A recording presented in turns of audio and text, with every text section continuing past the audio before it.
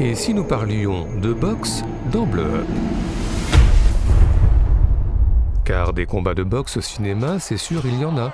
Aujourd'hui, avec Jake Gyllenhaal dans La rage au ventre, hier avec Alfred Hitchcock dans Le Ring, ou demain avec des robots dans Real Steel, de la boxe en salle dans Le Champion de Zeffirelli, ou en plein air dans le Roma de Fellini, de la boxe au masculin avec Burt Lancaster dans Les Tueurs, ou au féminin avec Michelle Rodriguez dans Girl Fight, pour des combats légaux dans Fat City, ou des combats illégaux dans Le Bagarreur, avec des boxeurs performants comme Michael B. Jordan dans Creed, ou des boxeurs moins performants comme Maurice Barthélemy dans Casablanca Driver,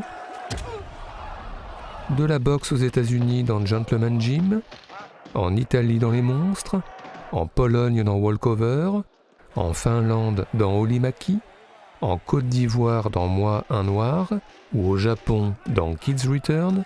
Avec une précision d'emblée, nous n'évoquerons pas ici la boxe thaïlandaise, ni la boxe française, mais bien la boxe anglaise, les points et rien que les points, comme ici dans Fighter, avec Mark Wahlberg dans le rôle de Mickey Ward.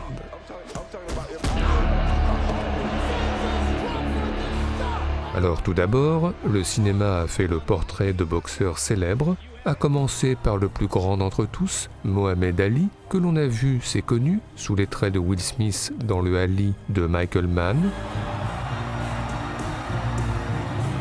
mais que l'on a aussi vu dans de nombreux documentaires, notamment ce Mohamed Ali The Greatest de William Klein, qui mélange entraînement en noir et blanc et combat en photo, et puis le documentaire When We Were Kings, qui revient sur le combat mythique entre Mohamed Ali et George Foreman en 1974 à Kinshasa, avec un Mohamed Ali accueilli par les Aïrois comme un roi.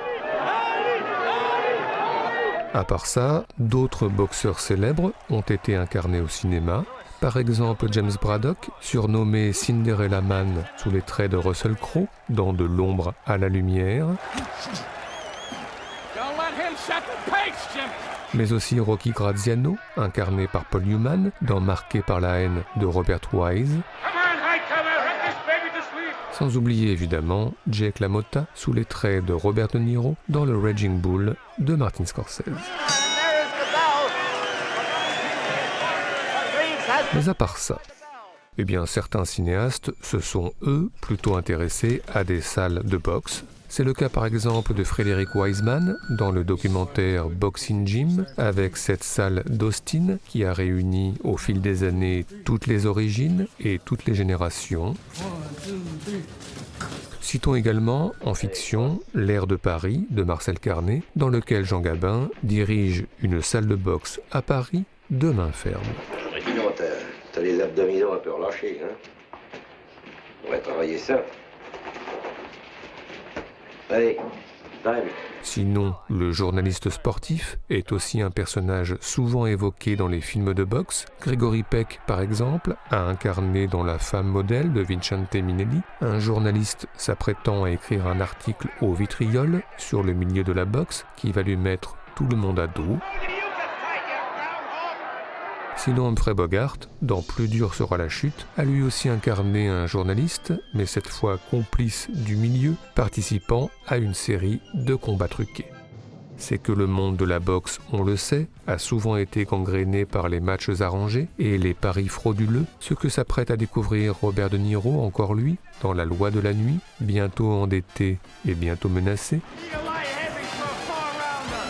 Une menace qui guette également les boxeurs qui refusent de se coucher, comme ici Bruce Willis, bientôt en fuite dans Pulp Fiction,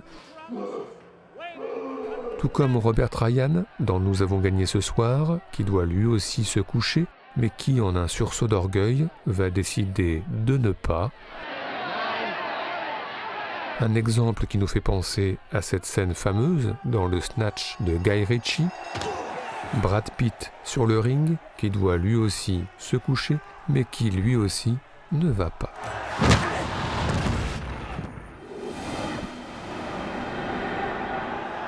Mais encore, eh bien à un moment clé dans les films de boxe, l'entraînement, et là un exemple fameux, la série des Rocky, dans laquelle Sylvester Stallone a fait des scènes d'entraînement une sorte de totem avec ses récurrences. Les œufs gobés au petit matin, les entraînements carnassiers dans les chambres froides, et puis les footings dans les rues de Philadelphie, seul dans le premier ou accompagné dans le deuxième, avec quelques variantes, une course au bord de la plage dans le troisième, ou l'ascension des montagnes russes enneigées dans le quatrième.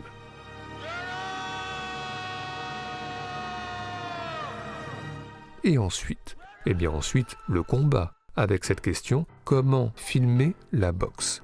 Eh bien, si certains, comme Fritz Lang, il y a longtemps, dans Les Espions, ont choisi de prendre de la hauteur, d'autres, plus souvent, ont choisi d'aller au plus près du combat, comme Stanley Kubrick dans Le baiser du tueur, avec ici une analogie efficace, les coupes de montage qui s'accordent au coup de poing, mais aussi, tout aussi efficace, dans Tokyo Fist de Shinya Tsukamoto, une caméra subjective qui prend littéralement les coups. Sinon, de nombreux cinéastes ont travaillé le son, comme Michael Mann dans Ali, choisissant d'isoler souffle et respiration pour accroître l'idée d'épuisement.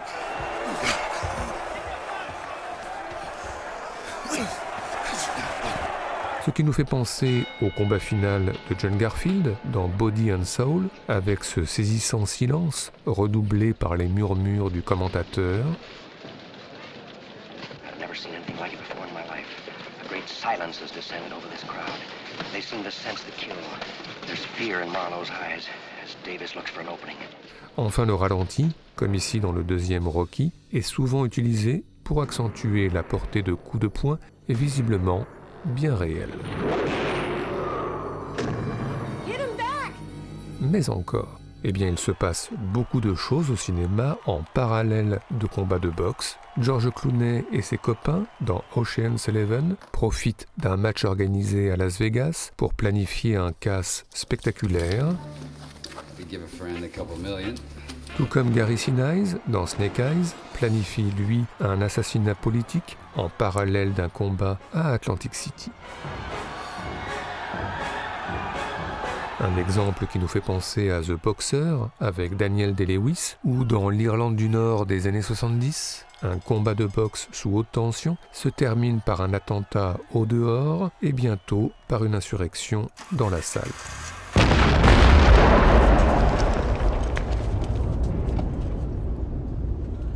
C'est que le combat de boxe, souvent, synthétise les conflits et la violence du monde, alors condensés sur le ring. C'est dans L'Insurgé de Martin Ritt, Jack Johnson, premier boxeur noir de l'histoire, conspué dans l'Amérique raciste du début du XXe siècle et qui parviendra à s'imposer envers et contre tout. Ou c'est dans Édith et Marcel de Claude Lelouch, la tension entre Français et Allemands sous l'occupation, synthétisée en une Marseillaise murmurée sur le ring.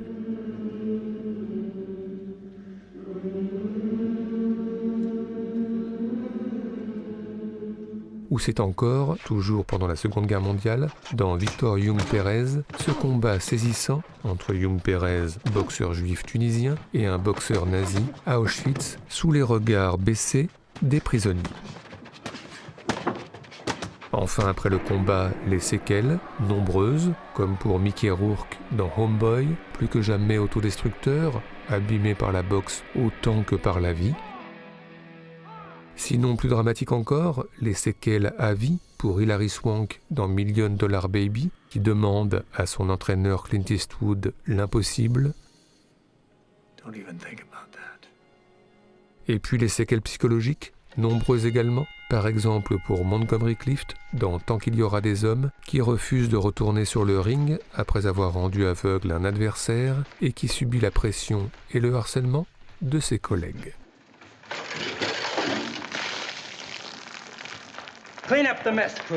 Bref, si on ajoute Jean Gabin et Marlène Dietrich, assistant à un combat dans Martin Romagnac, mais aussi Marlon Brando, troublé par Robert Forster pendant un combat dans Reflet dans un œil d'or, ou encore James Garner et une Julie Andrews peu à son aise dans Victor Victoria, On peut dire que la boxe est au cinéma partout et pratiquée par tout le monde, même par Jean-Paul Belmondo dans L'aîné des fers chauds, et même par Alain Delon dans Rocco et ses frères, même par Elvis Presley dans Un direct au cœur, et même par Nanni Moretti dans Sonny Doro, même par Buster Keaton dans Le Dernier Round, et même par Charlie Chaplin dans Les Lumières de la ville, et enfin même par Robin Williams dans Popeye, et même par Fernandel dans Le Retour de Don Camillo. Et tout ceci nous a, comme d'habitude, donné des envies de classement. C'est donc parti, illico presto, pour notre traditionnel top 5 subjectif, celui des meilleures scènes de boxe de l'histoire du cinéma, en tous les cas pour nous. Merci. Merci mes enfants, merci. Notre numéro 5, les scènes de boxe au cinéma ont souvent trait à la musique. On se souvient par exemple dans Le Champion de Mark Robson de cet entraînement de Kirk Douglas très rythmé, mais aussi de ce combat très musical dans le court-métrage d'animation La boxe de Gary Bardin. Sans oublier bien sûr la chorégraphie de Sid Charisse dans une salle de boxe dans Beau Fixe sur New York. Mais enfin, en termes de musique, de rythme et de flow, rien de mieux que ce combat de Denzel Washington, alias le boxeur Hurricane Carter, dans Hurricane Carter de Norman Jewison, au rythme de la protest song The Revolution Will Not Be Televised de Jill Scott Heron, sommet, très haut sommet de chiquitude. You will not be able to stay home, brother. You will not be able to plug in, turn on, and pop out. You will not be able to lose yourself on Skag and skip out for beer during commercials because the revolution will not be televised. The revolution will not be televised. The revolution will not be brought to you by Xerox in 4 parts without commercial interruptions. The revolution will not be right back after a message about a white tornado, white lightning, or white people. You will not have to worry about a dove in your bedroom, the tiger in your tank, or the giant in your toilet bowl. The revolution will not go better with Coke. The revolution will not fight germs that may cause bad breath. The revolution will put you in the driver's seat. The revolution will not be televised, will not be televised, will not be televised, will not be televised. The revolution will be no rerun, brothers. The revolution will be live.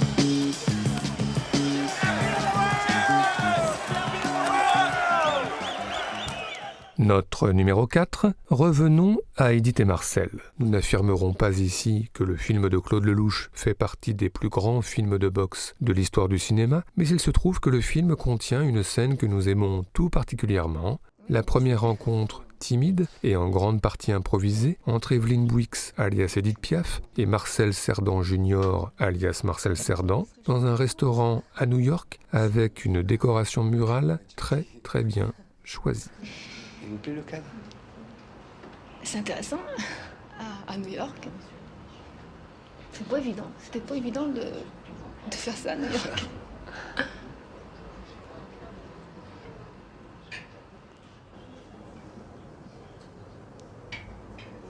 Ça s'est bien passé votre combat alors? Oui. Ah oui, Passé, oui. Vous êtes content? Oui. Et vous, ça se passe bien, vous?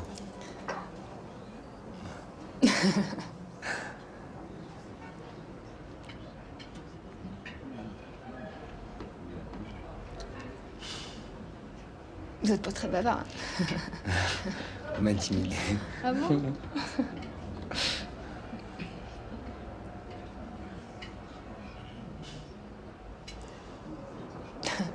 Vous êtes sûr d'avoir gagné votre combat ce soir? Oui, pourquoi? Parce que votre œil et votre main, dans quel état est le perdant?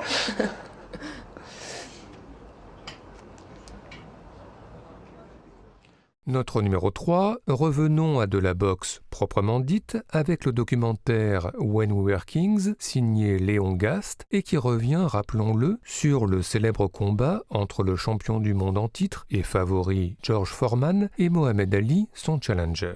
Le documentaire montre bien les différences entre les deux boxeurs, l'un Foreman qui s'entraîne silencieusement et l'autre Mohamed Ali qui s'entraîne en parlant encore et encore, jusqu'à l'arrivée sur le ring, et toujours l'un qui parle et l'autre pas.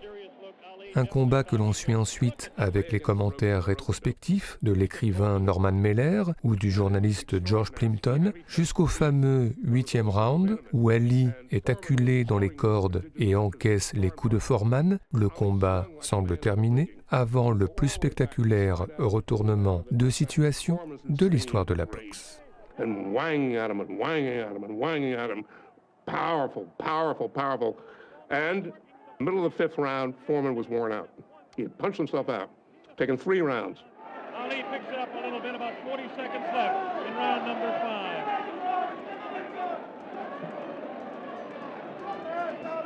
Good twist left, the combination by Ali. Lands in the head of Foreman. Foreman with that right. Ali throws a good left hand, a good right, backs up Foreman. Backs him up in his back. Foreman's setting it. Foreman tries to look. Ali's thrown to the right. Foreman gets back on the left. Foreman hit again. Foreman has been hit 3 or 4 times. Suddenly, Muhammad Ali came off the ropes and he hit him a right.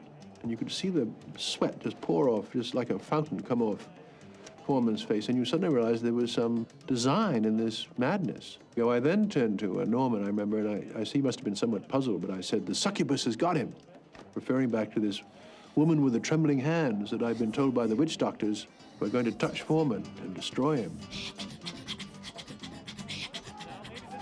Tactics of Ali to let the man punch himself out. 30 seconds left in round 8. Very even fight. Ali, a sneaky right hand. Another sneaky right hand. This time he works over the shoulder of Foreman. This is a combination.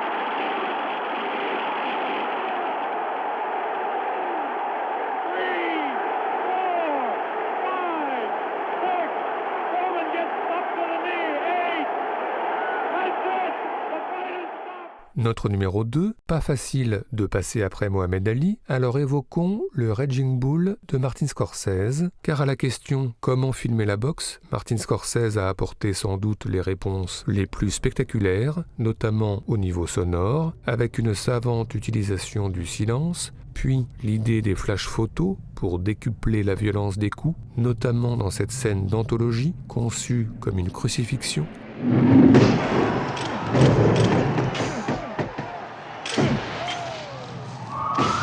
Une scène qui se termine enfin par un mouvement de caméra, se concluant par les gouttes de sang les plus saisissantes de notre histoire du cinéma. Now we're waiting for the time to be announced, and it is being handed between the commissioner and Eddie Flick. The fight was stopped on a signal from Joe Trine. Here's the announcement. Ladies and gentlemen, the winner by a technical knockout in 2 minutes and 4 seconds of the 13th round, and the new world middleweight boxing champion, Sugar Ray Robinson. Enfin notre numéro 1. Bon, c'est acquis, Raging Bull est le plus grand film sur la boxe de l'histoire du cinéma, mais nous tenions à terminer ce top 5 par la série des Rocky, découverte à l'époque à la télévision, puis revue en boucle en VHS, et qui a tant bercé notre adolescence, avec une tendresse particulière pour le 2e film de la série, notre préféré. Et pour bien profiter de cette dernière scène, plaçons, une fois n'est pas coutume, notre générique de fin avant l'extrait final, les titres des films, les réalisateurs et réalisatrices, les ayants droit, et il y en a pas mal, plus 2 ou 3 autres choses que voici, et donc l'entraînement de Rocky, un entraînement tout en revanche, sacrifice et don de soi, qui nous a galvanisés, qui nous galvanise et qui nous galvanisera toujours, surtout porté par la musique tout à fait éternelle de Bill Conti.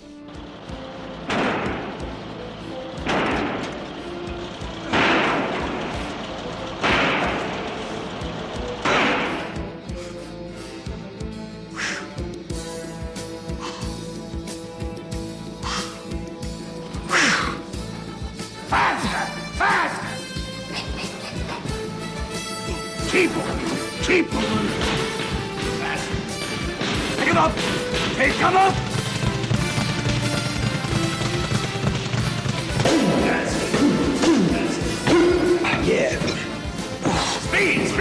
Come on. Come on. That'll be a slack. 59. One more push. Yeah, come on. 45. 46. Yeah. 47. 48. 49. 50.